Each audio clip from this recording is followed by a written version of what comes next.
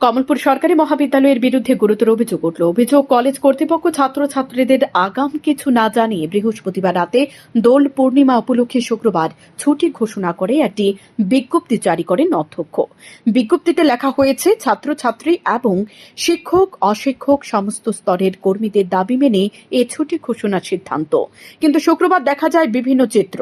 কমলপুর সরকারি মহাবিদ্যালয়ে আসছেন বহু ছাত্রছাত্রী, আসেন বেশ কয়েকজন অধ্যাপকও, কিন্তু সরকারি মহাবিদ্যালয়ে আসার পর প্রত্যেকেই বিজ্ঞপ্তি দেখতে পান এ মহাবিদ্যালয়ের মূল গেটে তালা ঝোলানো, যার কারণে ক্ষুব্ধ হয়ে ওঠে ছাত্রছাত্রীরা। কলেজের প্রাক্তন ছাত্র তথা অখিল ভারতীয় বিদ্যার্থী পরিষদের সদস্য দেবজ্যোতি দত্তের অভিযোগ, কমলপুর সরকারি মহাবিদ্যালয়ে নিয়মিত কলেজে আসেন না অধ্যক্ষ। কখনো কখনো কলেজের অধ্যাপক কিংবা অধ্যাপিকারা দুপুর 2টা নাগাদ বাড়ি ফিরে যান বলে অভিযোগ।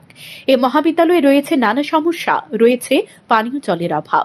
প্রাক্তন সাংসদ রেবতী ত্রিপুরা 2টি পানীয় জলের মেশিন দিয়েছিলেন এ মহাবিদ্যালয়ে। এর মধ্যে একটি এখন বিকল।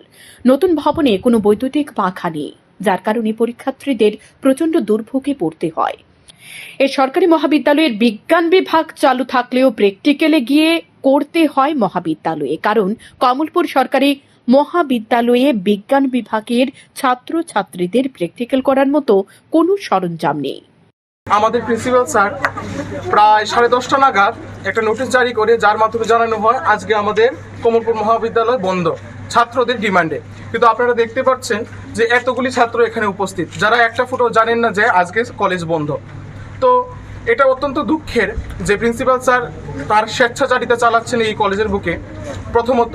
দ্বিতীয়ত, আমাদের অখিল ভারতীয় বিদ্যার্থী পরিষদ অবিরাম মেমোরেন্ডাম দিয়ে যাচ্ছে বিভিন্ন দাবি দাওয়া নিয়ে। প্রথম দাবি দেওয়া, কলেজের বুকে জল। সেই জলেরও বিশাল সমস্যা। এই গরমকাল, এই ফ্যান আমরা আজ না হোক 5 বছর যাবৎ কলেজের বুকে মেমোরেন্ডাম দিয়ে আসছি বিভিন্ন সমস্যা নিয়ে। তার মধ্যে যেগুলো গুরুত্বপূর্ণ, তার মধ্যে 1 নাম্বার জল, তারপর ফ্যান, তারপর বাথরুম। আপনারা দেখতে পারবেন। আর এই 3টা সমস্যা, স্পেশালি এই 3টা সমস্যার কথা আমরা বারবার বলছিলাম, কিন্তু এই 3টা সমস্যারই কোনো নিরসন হয়নি। বহু বছর ধরে হয়ে যাচ্ছে, হচ্ছে চলছে মেমোরেন্ডামের পর মেমোরেন্ডাম। মানুষ দেখছে, আমাদেরকে অখিল ভারতীয় বিদ্যার্থী পরিষদকে মানুষ প্রশ্ন করছে যে এই দাবি দেওয়াগুলি কেন আজও পূরণ হচ্ছে না। তাই আজকে আমরা ছাত্রদের স্বার্থে অখিল ভারতীয় বিদ্যার্থী পরিষদ আজকে প্রশ্ন করতে চাইছে যে কেন এই ছাত্রছাত্রীদের এই দাবি দেওয়াগুলি পূরণ হচ্ছে না। সব মিলিয়ে বলা যেতেই পারে, যেমন খুশি তেমন সাজো চলছে এই কমলপুর সরকারি মহাবিদ্যালয়ে। এ মহাবিদ্যালয়ে ছাত্রছাত্রী এবং তাদের অভিভাবকরা স্থানীয় বিধায়ক তথা প্রাক্তন মন্ত্রীর হস্তক্ষেপের দাবি করে তাদের গোটা বিষয়টি সমাধানের জন্য। শান্তন টিভি।